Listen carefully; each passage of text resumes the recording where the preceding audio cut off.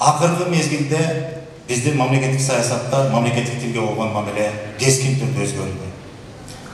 21-жылкы конституцияда мамлекеттик тилибиздин макамы конституциялык мыйзам менен аныкталат деп баса белгиленди. 2023-жылы мамлекеттик тил жөнүндө конституциялык мыйзам кабыл алынды.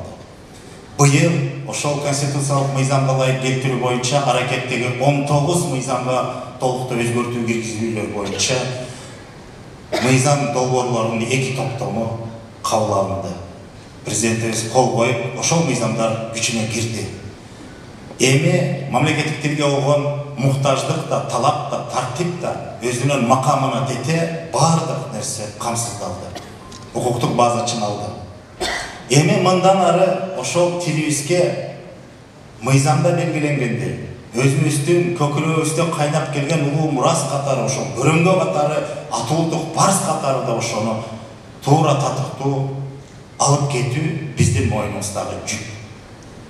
Бул жаакта аракеттер аз эмес, жок эмес бар.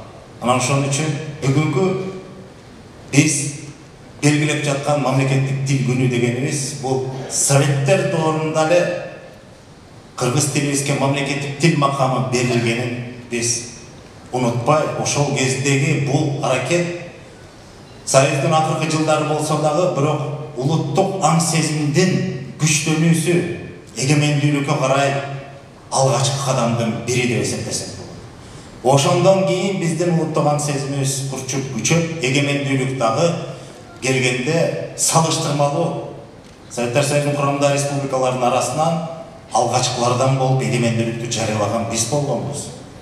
Демек ошого да себеп болгон биздин тилибизге, улуттук баалуулуктарга болгон мамилебиз болсо керек.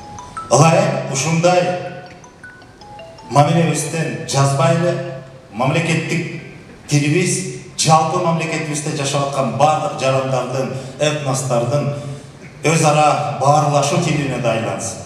Мамлекеттин бардык тармактарында мамлекеттик иш кагаздардын өндүрүштүн тилине айлансын. Ошонун баарын камсыздап турган илим, билимдин тилине айлансын. Ошонун баары өзүбүздүн колубузда, өзүбүздүн жарандык татуулдук парызыбызды туура аткарсак, көздөгөн максатыбызга өтө жеңил жетебиз деп мен ишенем. Баарыңыздарды да ошого чакырып жатам. Бүгүнкү байрамыбыз